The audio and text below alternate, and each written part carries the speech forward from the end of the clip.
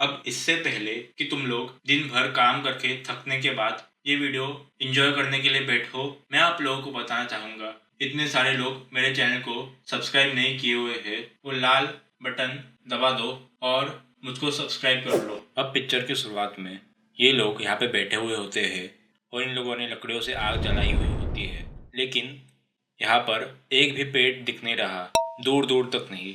तो इतनी सारी लकड़ियाँ यहाँ पर आ कैसे गई? अगर आप बोलोगे कि इन लोगों ने अपने बैग में भर के लाई थी इतनी सारी लकड़ियाँ, तो ये भी गलत है, क्योंकि इन लोगों के बैग का साइज़ देखो, इन लकड़ियों का साइज़ देखो, दोनों में बहुत अंतर है। इन लोगों को 4-5 बैग और लग जाएंगे इतनी सारी लकड़ियाँ रखने के लिए। तो ये लकड़ियाँ आ कहाँ से गई? अब यहाँ पर जियान और सुनियो इन राक्षसों से डरकर भाग जाते हैं और अब देखो ये दोनों वापस भागते भागते उधर ही आ गए जहाँ से ये भागे थे। तो अगर ये दोनों वापस भाग के उधर ही आ गए तो ये भागे ही क्यों थे? नहीं, मुझे पता है ये सब नोबिता का सपना है, लेकिन सपने में जो चाहे वैसा नहीं होता नोबिता। आप यहाँ पर देख सकते हैं कि यहाँ पर इन सभी बच्चों की किताबें उनके हाथ में है और वो ऊपर की तरफ है, लेकिन जैसे ही ये शॉट चेंज होता है तो 1 सेकंड से भी कम टाइम में इन सभी बच्चों की किताबें अचानक से डेस्क पे आ जाती है।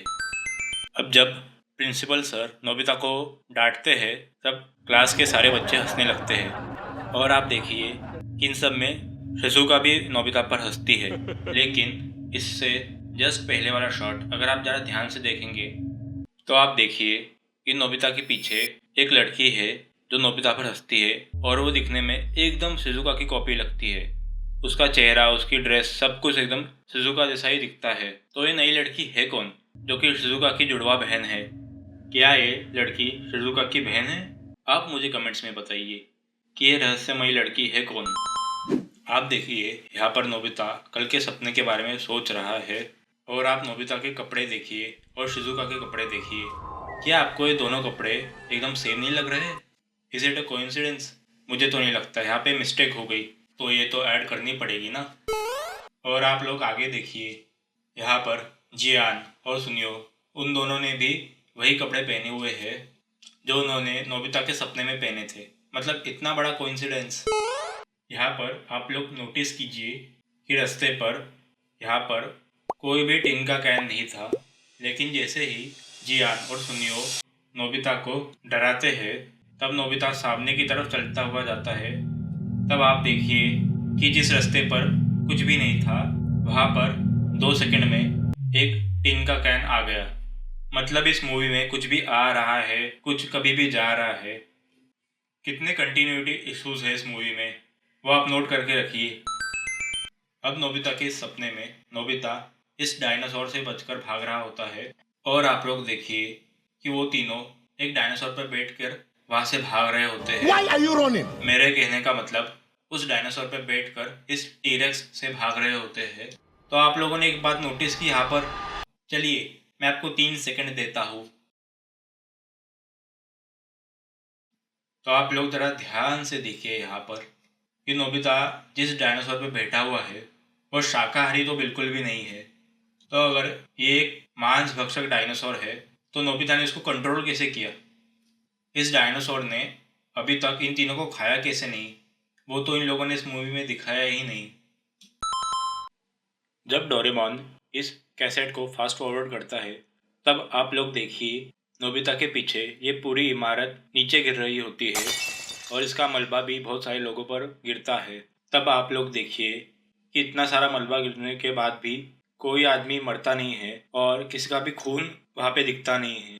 आप लोग बोलोगे कि ये तो एक बच्चों की मूवी है और मैं इस बात से सहमत हूँ, लेकिन ये तो एक मिस्टेक ही हुई और एक मिस्टेक है तो इसको तो ऐड करना ही पड़ेगा। अब पढ़ाई करते करते आप देखिए कि नोबिता के सामने तोरियो आ जाता है। अब तोरियो नोबिता को एक ज्ञान का फल ऑफर करता है और नोबिता बिना कुछ बोले चुपचाप वो फल खा भी लेता है। नहीं, मतलब मुझे पता है नोबिता बच्चा है, लेकिन बच्चों को भी बताया जाता है कि किसी अनजान व्यक्ति से कुछ भी नहीं लेना चाहिए। नहीं नोबिता, क्या पढ़ाई करते समय दिमाग काम नहीं करता क्या? लेकिन अगली बार से आपको कोई ऐसा दिखने वाला व्यक्ति दिखे तो जल्दी से जल्दी अपना फ़ोन खोलिए और अपनी व्हाट्सएप लोकेशन मोदी जी को फॉरवर्ड कीजिए। अब स्कूल से छूटने के बाद नोबिता इस रास्ते पर चलता चलता जा रहा है और आप देखिए कि यहाँ पर तोरिहो इस बिजली के खंबे के पीछे छुपा हुआ है। नोबिता नीचे की तरफ देखते देखते जा रहा है और आप देखिए कि उसका सर इस एंगल पर मुड़ा हुआ है और वो चलते चलते जाता है। तभी वो पीछे मुड़कर देखता है। नहीं मतलब यहाँ पर नोबिता को अंदाज़ा कैसे हुआ कि उसके बाजू में कोई तो छुपा हुआ है। उसको तो दिखना ही नहीं चाहिए था। मतलब ये तोरिहो इतनी आसानी से छुप भी नहीं पाया, तो ये कहाँ का विलन रहा। इधर नोबिता इस चांद पर बैठा हुआ है और ये नीचे गिर रहा है। तब आप देखिए कि नोबिता इस चांद से गिर जाता है और 200 की स्पीड से जाकर पानी में गिर जाता है। लेकिन क्या आपने एक बात नोटिस की कि नोबिता को एक खरोच भी नहीं आई। मतलब मामूली तो छोड़ो, उसका खून निकलना चाहिए था, उसके हाथ पैर टूट जाने चाहिए थे, लेकिन इधर इसको कुछ इंजरी भी नहीं हुई। मतलब गली क्रिकेट में अगर एक बॉल भी पीछे लग जाए तब एक दिन तक हम लोगों को बेड पर बैठना पड़ता है। और इधर नोबिता 500 मीटर ऊपर से नीचे गिरा तो भी इसको कुछ नहीं हुआ।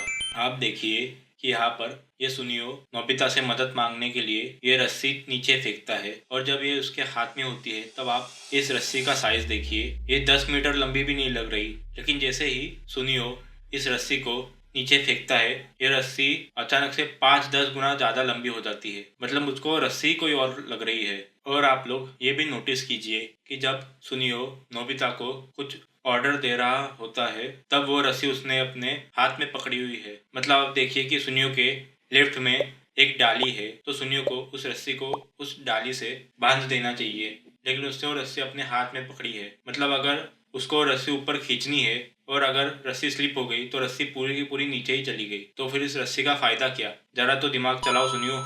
और यही नहीं, आप पागली वाली मिस्टेक भी देखिए। जब सुनियो नोबिता को ऑर्डर दे रहा था और नोबिता को वो चांद जैसा पैराशूट वापस मिल जाता है, तब आप देखिए कि सुनियो नोबिता को यहाँ ऑर्डर दे रहा है तो सुनियो के लेफ्ट साइड में 2 और डालियाँ है।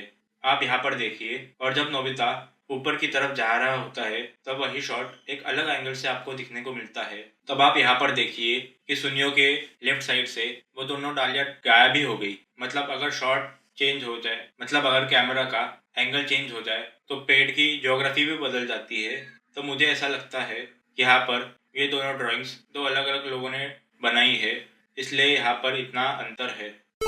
अब नोबिता को ये तलवार मिलने के बाद जब वो ऑटोमेटिकली इस पेड़ के नीचे आकर गिरता है तब उसके पीछे सुनियो और जियान भी इस रस्सी से नीचे आते हैं। लेकिन क्या आपने एक बात नोटिस की कि पहले वो रस्सी कहीं पर भी बांधी नहीं थी। तो अगर सुनियो इस रस्सी से खुद नीचे आ रहा है जियान के साथ, तो सुनियो ने ये रस्सी बांधी किधर है। अगर वो रस्सी उसके हाथ में थी तो उसको किधर तो बांधना चाहिए था। मतलब उसने ये रस्सी इधर बांधी भी नहीं और वो दोनों ऑटोमेटिकली नीचे भी आ गए। तो ये मुझे लगता है कि यहाँ पर डायरेक्टर ने बड़ी गलती कर दी कि उसने दिखाया ही नहीं। तो इस मिस्टेक को काउंट तो करना पड़ेगा। आप देखिए कि यहाँ पर नोबिता शिजुका को ये बिंदी जैसा दिखने वाला एंटीना लगाने के लिए उसके रूम में एनीवेयर डोर से जाता है और उसको ये एंटीना लगा देता है और वापस नोबिता अपने रूम में आता है और सो जाता है। तब आप लोग नोटिस कीजिए यहाँ पर नोबिता और डोरेमोन दोनों ने ही वह एनीवेयर डोर बंद नहीं किया और अपनी पॉकेट में नहीं रखा। आपको पता होगा कि नॉर्मल एपिसोड्स में अगर डोरेमोन एनीवेयर डोर को अपने पॉकेट में नहीं रखता है तो वो डोर जैसे का वैसा ही रहता है दूसरी साइड पर। तो इसका मतलब अगर शिजुका उठ गई और उसने देखा कि उसके रूम में एक एनीवेयर डोर है तो उसको तो पता चल जाएगा कि नोबिता उसके रूम में आया था। तो मतलब यहाँ पर तो नोबिता की बहुत बड़ी गलती हो गई कि उसने एनीवेयर डोर को बंद नहीं किया। अब सपने में शिजुका अपने राजमहल से भाग जाती है और आप लोग नोटिस कीजिए कि इस राजमहल की खिड़की के अंदर की तरफ रस्सी नहीं दिखाई गई है। मतलब उसने खिड़की के पास ही वो रस्सी बांधी और नीचे की तरफ से उस रस्सी की मदद से भाग गई। तो आप मुझे बताइए कि शिजुका ने वो रस्सी बांधी किधर है। नहीं मतलब ये खिड़की तो एकदम फ्लैट पत्थर से बनाई गई है और अगर उसने वहां पर वो रस्सी बांधी तो इसका मतलब उसको नीचे ही गिर जाना चाहिए था। इस खिड़की से कोई रस्सी बांध के नीचे जा भी नहीं सकता, तो शिजुका कैसे चली गई। आप देखिए कि यहाँ पर इस मूवी का मेन विलन खड़ा है जिसका मैं नाम भूल गया। तो ये मेन विलन अपने नौकर तोरीहो को बोलता है कि क्या वो तलवारबाज आ गया, और तोरीहो अपना 300 IQ वाला प्लान उसको बताता है कि कैसे उसने नोबिता से मुलाकात करके उसको इस दुनिया में लाया ताकि नोबिता वो तलवारबाज बने और उसको ये विलन आराम से हरा पाए। तो मुझे आप एक बात बताइए कि तोरियो ने सारे बच्चों में से सिर्फ नोबिता को ही क्यों चुना? अगर वो इतना स्मार्ट है तो उसको पता होना चाहिए कि नोबिता के पास डोरेमोन है और डोरेमोन के पास बहुत सारे गैजेट्स है, और अगर असलियत में लाखों बच्चे हैं तो उन सब में से डोरेमोन और नोबिता को चुनने का कोई तो रीजन होना चाहिए, जो कि इसने बताया ही नहीं। तो ये मेरी तरफ से बहुत बड़ी मिस्टेक हो गई।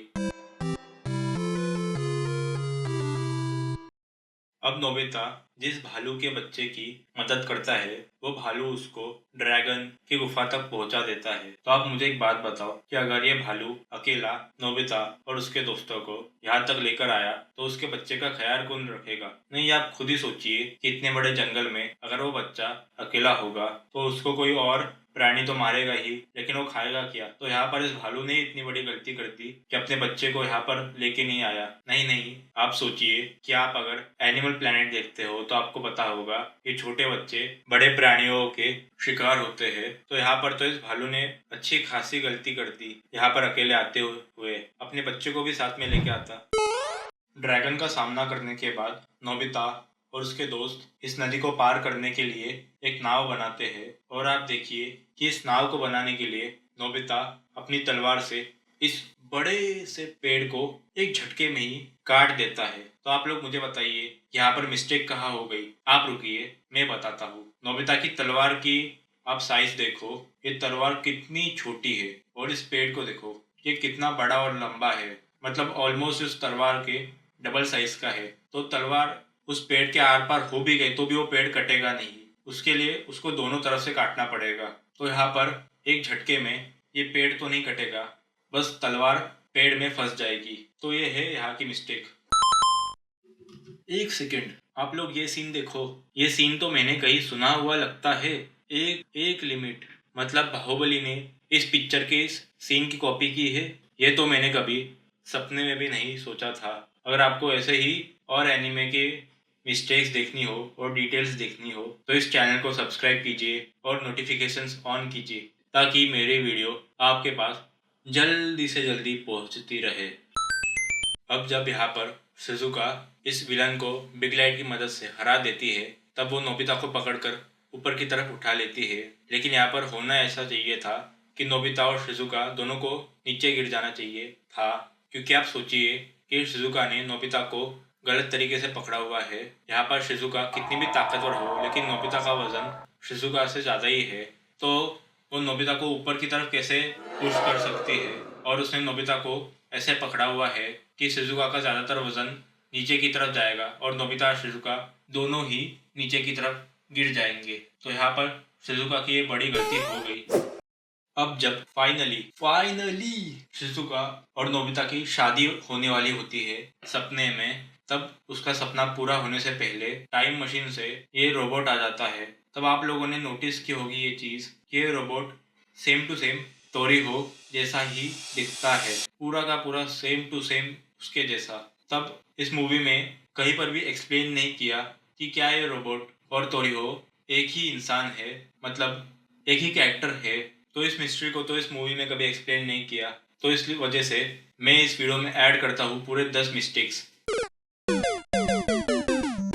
तो बाय द वे गाइस, अगर आपको जानना है कि तोरीहो असल में कौन था तो इस चैनल को सब्सक्राइब कीजिए, और अगर आपको देखने हैं एक और डोरेमोन की मूवी की कुछ गलतियाँ तो इस वीडियो पर क्लिक कीजिए।